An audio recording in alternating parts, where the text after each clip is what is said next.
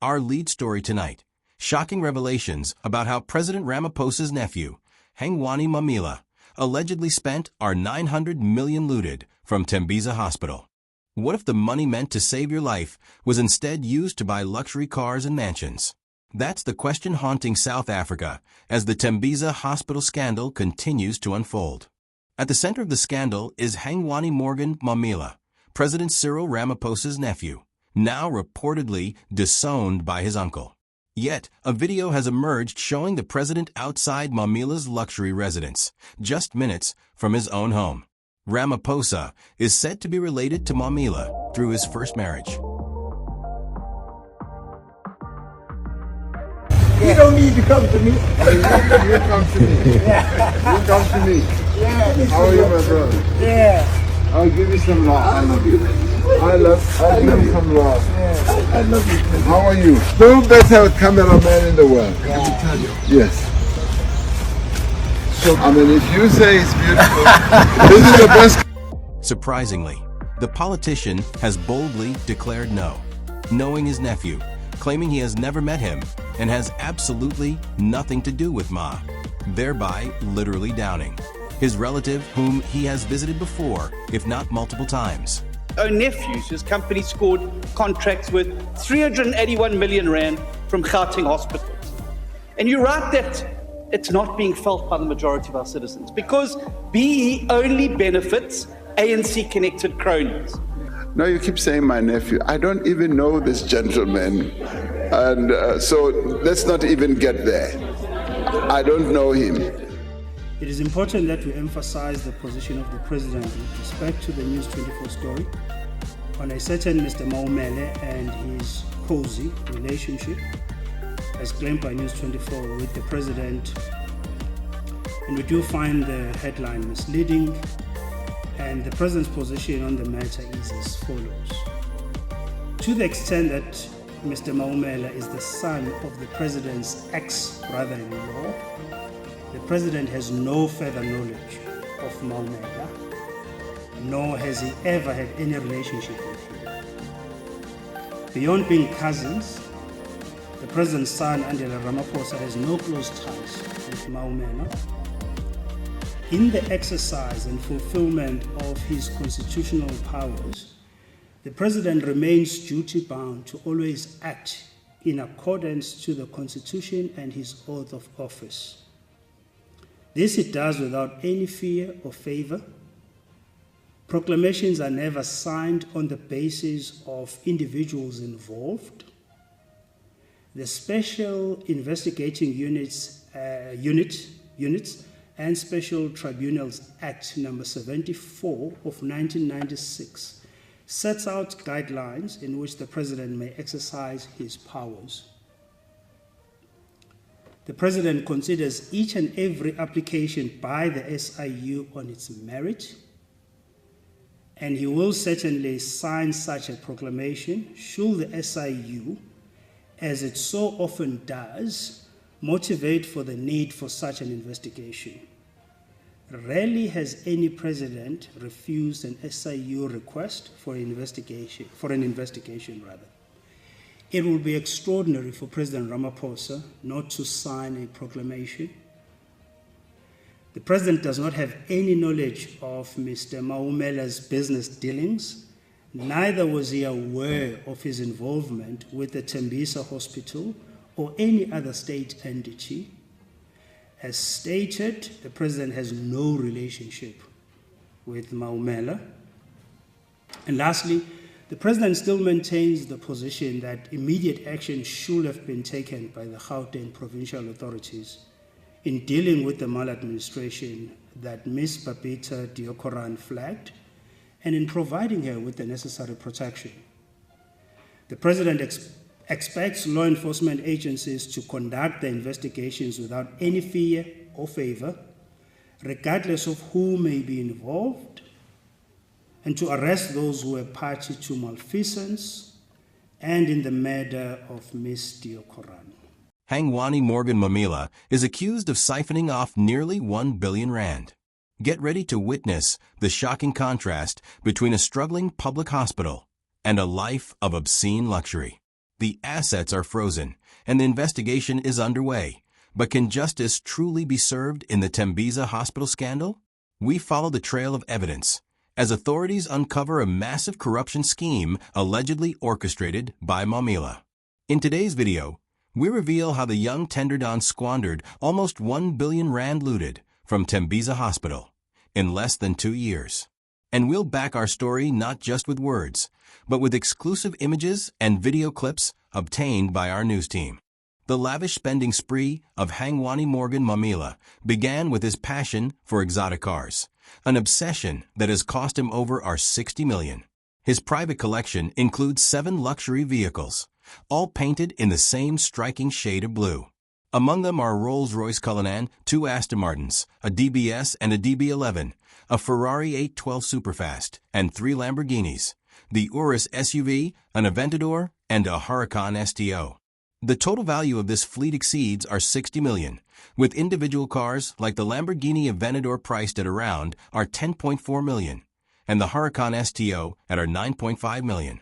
Investigators have traced these purchases directly to payments linked to Tembisa Hospital contracts, exposing how public health funds were diverted into private luxury.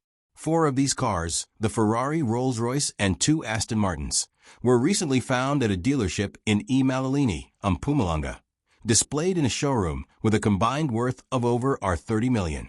The story took a dramatic turn on October 9, 2025, when the Special Investigating Unit SIU launched simultaneous raids across multiple locations, including a high-end dealership in Mpumalanga and Maumela's opulent residence in Sandhurst, Sandton. At the dealership, Omar's Motor Den, SIU officials initially met resistance, but later reached an agreement. The dealership handed over security in the form of 2 unencumbered properties valued at approximately 35 million, allowing the vehicles to remain in place temporarily under attachment. This move ensures the cars cannot be sold or moved while the investigation continues, preserving their value for potential recovery. The dealership insists it acquired the vehicles through legitimate arm's-length transactions, paying fair market value via electronic transfer and receiving all proper documentation, including spare keys and registration papers. However, the SIU's evidence suggests the cars were funded through entities tied to Maumela, raising serious questions about the true origins of the money. Shifting focus to Maumela's Sandhurst mansion, investigators uncovered even more signs of extravagant living. The 3-story residence, valued at roughly 70 million, sits on Oxford Avenue, one of Johannesburg's most prestigious streets. Surrounded by 4-meter-high walls and equipped with CCTV cameras, the property resembles a private fortress. Inside, it features 10 en-suite bedrooms, each boasting a 100-inch television, with even the bathrooms fitted with their own screens. Additional amenities include a fully equipped gym, a car wash, a beauty salon, and an elevator for easy movement between floors. And the highlight, a private cinema that redefines luxury. This isn't just a home theater, it's a cinematic sanctuary, accommodating up to 20 guests in plush, tiered seating designed for perfect sight lines from every angle. The massive, state-of-the-art screen rivals those in commercial cinemas, offering an immersive experience that leaves visitors in awe, and receiving all necessary documents, including spare keys and registration paper. However, the SIU's evidence points to these vehicles being funded by entities connected to MLA, raising questions about the true origins of the funds. Shifting focus to Mala's home in Sandhurst, the raid uncovered even more evidence of extravagant living. The 3-story mansion, estimated at 70 million rand, stands on Oxford Avenue, one of Johannesburg's most prestigious addresses. Surrounded by a towering 4M high wall equipped with CCTV cameras, the property resembles a fortified compound inside. It features around 10 en-suite bedrooms, each outfitted with a massive 100 inches television. And even the bathrooms include their own TV sets. Additional amenities include a fully equipped gym, a car wash, a beauty salon, and an elevator for easy navigation between floors. And as if that weren't enough, prepare to be shocked by the mansion's private cinema, a screening room of unparalleled grandeur, comfortably accommodating 20 guests in opulent style. This isn't just a home theater, but it's a cinematic sanctuary. Picture this plush tiered seating, meticulously designed with elevated back rows and gracefully lowered front rows, ensuring an unobstructed view from every vantage point. And the screen, a colossal, state-of-the-art display rivaling even the most prestigious commercial cinemas, promising an immersive viewing experience that will leave you breathless. Beyond the private cinema lies another world of indulgence, meticulously crafted walk-in wardrobes, veritable havens for the fashion connoisseur. During the raid, investigators were astonished to discover an extraordinary collection of designer-label clothing, a wardrobe of unmatched value estimated at several million rand. Each piece reflected Maumela's taste for luxury and dedication to the finest craftsmanship. The opulence continued with the mansion's exquisitely appointed in-house bar, a space designed for elite entertaining. Stocked with some of the world's rarest and most expensive beverages, it stood as a testament to Maumela's discerning palate and appreciation for high living. Clearly, he sought not only comfort, but complete self-sufficiency, ensuring that entertainment, style, and social pleasures were all within arm's reach. During the operation, authorities also discovered 3 Lamborghinis, the Urus, Aventador, and Huracan STO, parked on the premises. Each appeared almost brand new. The Urus had clocked fewer than 500 kilometers and none bore registration plates, suggesting they had never been driven on public roads. Investigators further valued the household contents at around $3 million, including designer furniture, artwork, and other luxury items. Removal trucks were loaded with several valuables, but further seizures were paused after an agreement was reached, secured by an additional $500,000 in collateral. This raid formed part of a broader interim court order granted by the Special Tribunal on September 29, 2025, and later expanded on October 7. The order sought to preserve assets worth approximately $900 million. So far, authorities have secured assets valued at $133.5 million, including the Sandhurst property, the 3 Lamborghinis, together worth $25 million, and securities from the Mpumalanga dealership. Under the tribunal's order, Maumela, his family trust, and his associates, including relatives, are prohibited from selling, leasing, donating, or transferring any of the frozen assets until the investigation concludes. They are also compelled to declare all remaining assets, with potential contempt of court charges for noncompliance. This preservation order marks one of the most extensive asset freezes in recent South African history, covering not only luxury vehicles and real estate, but also jewelry, fine art, cash reserves, electronic devices, bank accounts, shares, cryptocurrency, loans, and company interests. Even assets not yet identified can be added as the investigation unfolds. The SIU has partnered with agencies including the South African Revenue Service, SARS, and the Asset Forfeiture Unit to ensure full coverage. Should any disputes arise during related forfeiture proceedings, those assets will automatically fall under the same preservation order, keeping them under state control until civil recovery actions are finalized. Delving deeper into the origins of these illicit funds, the trail leads straight to Tembisa Hospital, where more than $2 billion was siphoned off through irregular contracts between 2018 and 2022. At the heart of this scandal is the Maumela Syndicate, one of at least 3 coordinated criminal networks. This group alone has been linked to contracts worth over $816 million, spread across 41 connected suppliers. These companies, often tied through shared directors, family links, and financial transfers, manipulated procurement systems to secure tenders for medical supplies, catering, cleaning, and other services. For example, 3 companies associated with Vmusic Matlala, a figure integrated into Maumela's network, received contracts totaling $13.5 million. According to the SIU's interim report released last month, winning bidders routinely funneled money, in some cases over $1 million, to supposed unsuccessful competitors. This created an illusion of fair competition, while allowing syndicate members to split the profits behind the scenes. Hospital staff played a crucial role in enabling the fraud. 6 managers and their relatives received payments exceeding $110 million from these networks. An assistant nurse is under scrutiny for $7.3 million. 5 clerks collectively pocketed over our $140 million, and 1 medical staff member received our $750,000. In total, our $122 million was traced directly to officials at Tembisa Hospital and the Gauteng Department of Health, who abused their positions by splitting orders to dodge tender thresholds, duplicating invoices within hours, and laundering funds through fake supply chain documentation and lay accounts. This organized, methodical system allowed the syndicates to evade detection for years, crippling the hospital's capacity to deliver care to its most vulnerable patients. But the Maumela network was only part of a wider web of corruption.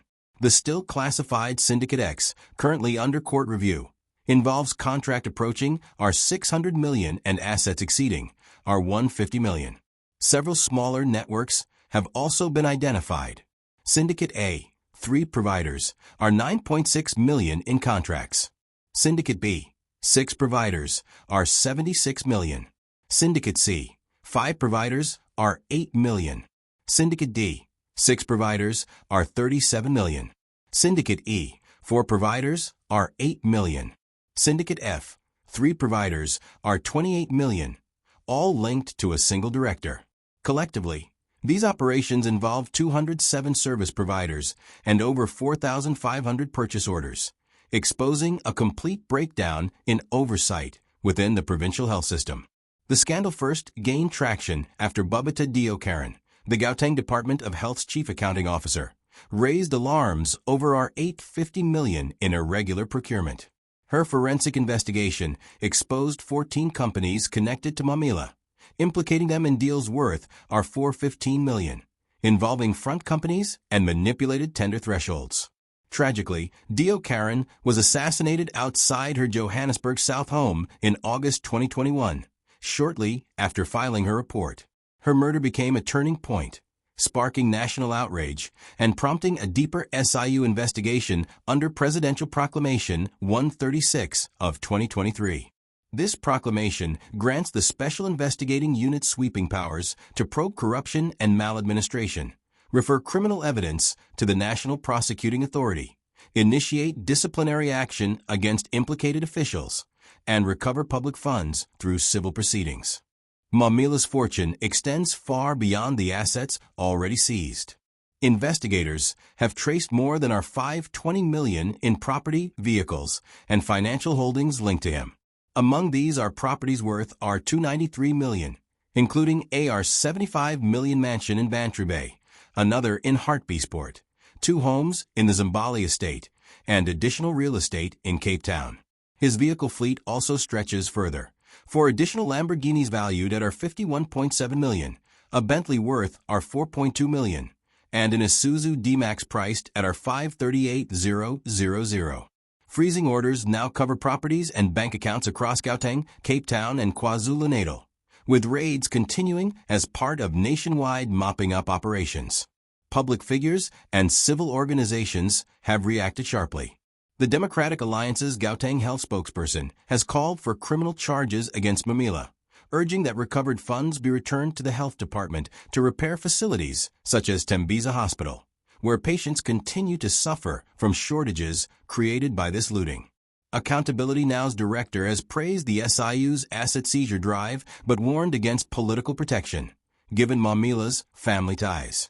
The presidency, however, clarified in 2022 that no direct relationship exists between President Ramaphosa and Maumela. The organization Undoing Tax Abuse, OUTA, has demanded swift action from the National Prosecuting Authority, arguing that years of delay have deepened the damage to South Africa's healthcare system. Members of Parliament have echoed these concerns, stressing that preservation orders must be followed by actual prosecutions.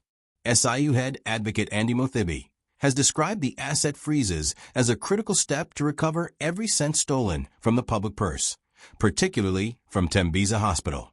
He emphasized that this operation goes beyond preservation. It is a complex forensic tracing mission designed to pierce layers of trusts, shell companies, and hidden accounts. The SIU has prepared 116 disciplinary cases, handing 108 to the Department of Health, and plans to blacklist all implicated service providers.